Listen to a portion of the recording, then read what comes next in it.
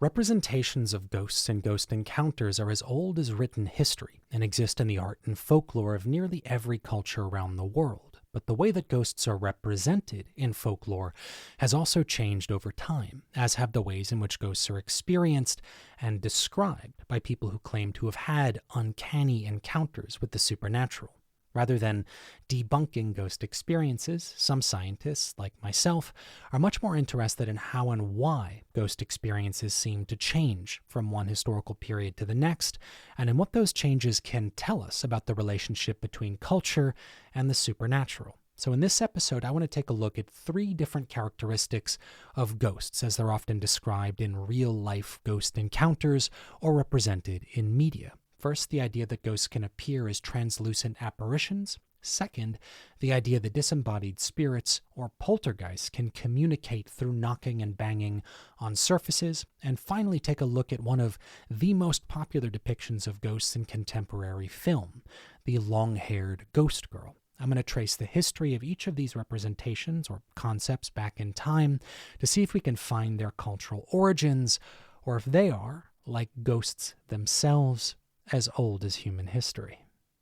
But first, an important science question: why talk about ghosts at all? Well, it turns out there is a very good data-driven reason. According to the largest survey of paranormal beliefs ever conducted, nearly half of modern Americans believe that ghosts exist, and around 18% of Americans report having seen or encountered a ghost in their lifetimes, with similar numbers reported in polling in the UK. Whether or not ghosts actually exist, a lot of people believe they do, and ghost experiences are much more common than you might think. So let's take a look at how some of those ghost beliefs have changed over time to see if we can better understand their cultural origins and learn a little bit more about ghosts.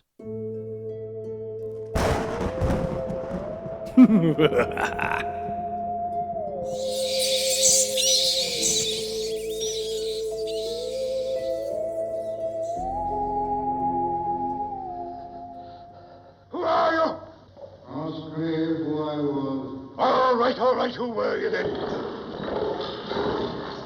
When Charles Dickens, writing in the 1840s, described the ghost of Jacob Marley as a transparent apparition bound in chains, he was doing more than creating a visually compelling character. He was also drawing inspiration from an emerging technology that would change the way that ghosts were represented in popular culture. By the end of the 18th century, advances in optics and stage lighting had enabled the widespread use of a device called the magic lantern that could be used to project simple painted images and later photographs onto a surface. These were first used for education and entertainment until a Belgian inventor and showman named Etienne Gaspard Robert discovered that he could project these images through smoke to make them move in unnatural ways and appear translucent. And this discovery was quickly put to use in shows called phantasmagoria, where stage magicians would claim to conjure ghosts and demons for enraptured audiences sitting in darkened rooms.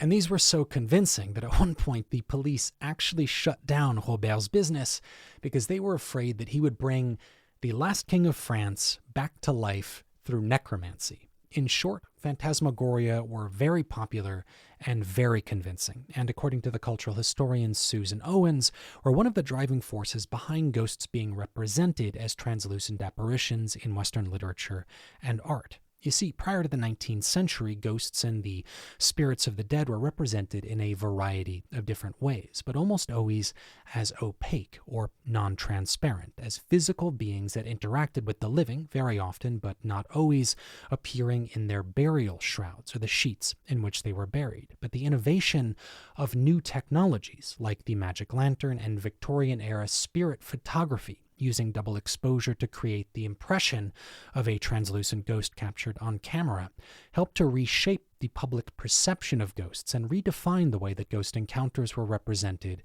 in media, popularizing the idea that ghosts were often, if not always, encountered as semi-transparent, full or partial body apparitions, and that belief is still prevalent today. According to the ethnographer Dennis Waskell, who was writing in 2016, around 45% of ghost encounters report seeing translucent visual phenomena. And if there's any link between popular culture and the way that we experience ghosts in the world around us, that's no surprise. A lot of early filmmakers adapted pre-existing artistic and literary conventions in their depictions of ghosts. And despite the fact that the trend of transparent ghosts has fallen off as a trope in modern horror, that's a trend that's continued up to the present day. A rumbling sound, then 3 sharp knocks. You'll see him if you look. Ba-ba-ba, duck, duck, duck.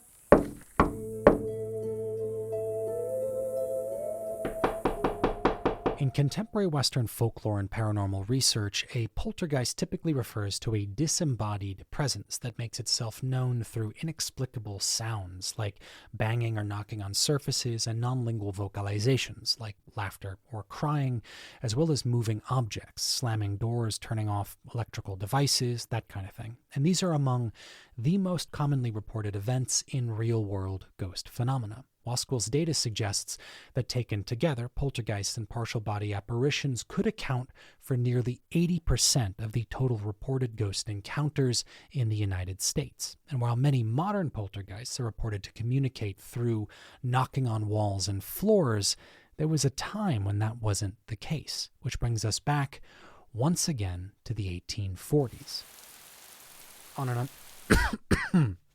Sorry. Let me try that again. On an unseasonably cold night on the 31st of March, 1848, in Rochester, New York, 2 young sisters, Kate and Maggie Fox, reported making contact with a spirit they named Mr. Splitfoot. For months leading up to the event, the Fox sisters claimed to have heard loud, rhythmic knocking sounds on the walls and floor of their house. Believing it to be a ghost, the sisters eventually attempted to communicate and found that Mr. Splitfoot could answer simple yes and no questions using a rudimentary system of fast and slow knocks of varying degrees of intensity. The Fox sisters' discovery and their method of communicating with the dead were reported in the local paper and quickly took on a life of their own. The Fox sisters became international celebrities and are among the most notable and well-established frauds in the history of American paranormal research. You can read about that in the video description. But the idea behind their method, that disembodied ghosts could communicate with the living through knocking on surfaces, became one of the classic hallmarks of Victorian-era spiritualism. Within a decade, in addition to the seances offered by the Fox sisters themselves, notable spirit mediums across Europe and North America were using versions of the Fox sisters' methods in their own seances. But if this form of communication was not a common trope or practice before the 1840s, where did the Fox sisters' original idea come from? Well, the cultural historian Jeffrey Sconce argues that the genius of the Fox sisters' fraud is that they were drawing inspiration from a brand new emerging technology that very few people actually understood. In 1837, the artist Samuel B. Morse, the inventor of Morse code, conducted the first successful test of a machine called the electromagnetic telegraph. The telegraph machine was an international sensation. It swept through the public imagination in Europe and North America, and it worked by sending coded messages along an electrical wire that were communicated through a series of audible clicks and taps, each of which represented a letter in the alphabet. In fact, the Fox sisters' method so closely resembled Morse code that it was often referred to as the spiritual telegraph. According to Sconce, the telegraph machine changed the way that Western cultures imagined the technological limits of communication, opening the door for the very first time in popular culture to the idea that scientific or empirical methods could be used to contact the dead. The Fox sisters combined this quasi-scientific veneer with existing folklore concerning disembodied spirits, and the rest is history.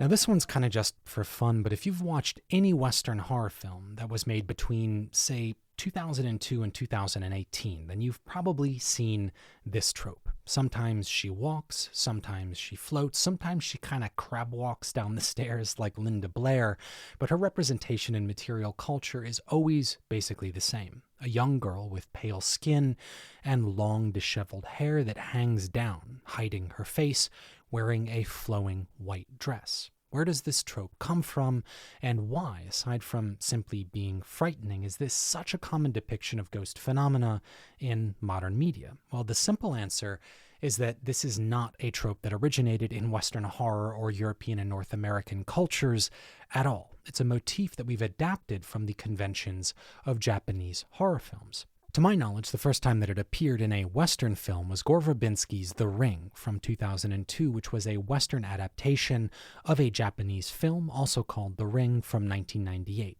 And The Ring was such a huge box office success, like massive cultural phenomena, that it generated a glut of Western remakes of J-horror films in the 2000s. And that basically sedimented the long-haired girl as a genre device in Western horror.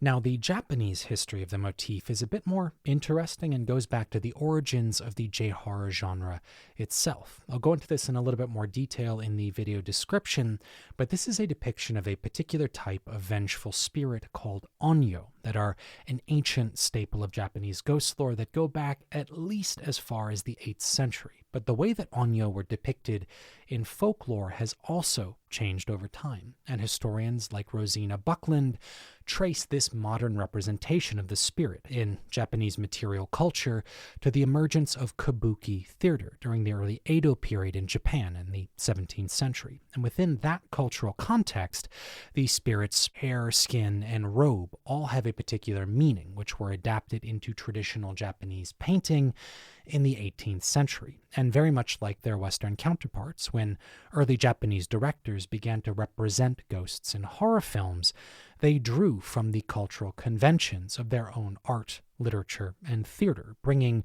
the onyo, as it was popularized in the 17th and 18th centuries, to life in film, so that it could terrify the shit out of me when I was 16 years old and saw The Ring for the first time and had to move my TV out of my bedroom to sleep at night. That is a true story. So there you have it, 3 bits of folklore touching on how ghosts are actually experienced today, or at least how they're represented in media and their cultural history. There's a really interesting connection between technology and the way that we imagine ghosts. The invention of the telegraph, camera, radio, film camera, and television all influenced the way that ghosts existed in our cultural imagination, and that in turn has an impact on how ghosts are actually experienced in the real world. And that makes me wonder what the next great innovation will be that reshapes the way that we imagine the supernatural. Let me know what you think that next technological innovation could be